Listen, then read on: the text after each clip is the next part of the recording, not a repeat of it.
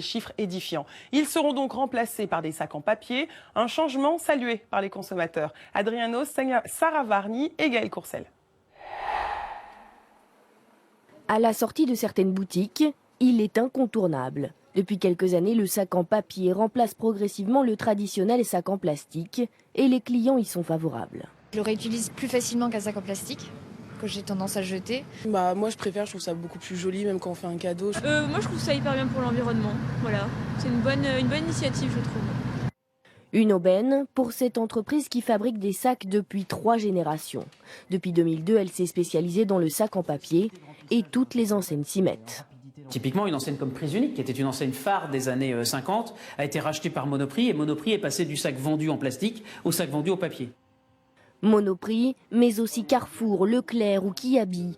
Conséquence, les rotatifs tournent ici à plein régime. On produit 2 milliards de pièces par an. Seul bémol, pour être solide, les sacs ne sont pas toujours faits à partir de papier recyclé. Le sac en papier coûte aussi 2 à 3 fois plus cher à fabriquer, environ 2 centimes pour un sac plastique, jusqu'à 10 centimes pour un sac papier. Dans le cas d'un sac papier, il y a 2 étapes. Il y a une papeterie qui, à partir soit de papier recyclé, soit d'arbre, va fabriquer la matière papier. Et les grosses bobines vont nous être livrées ici, où nous, on va imprimer et plier et coller le sac en rajoutant également la poignée qui est rajoutée dans le process de fabrication du sac. Un coût qui pourrait être répercuté aux consommateurs à l'avenir. Mais selon un récent sondage, 70% des Français se disent prêts à abandonner le sac plastique.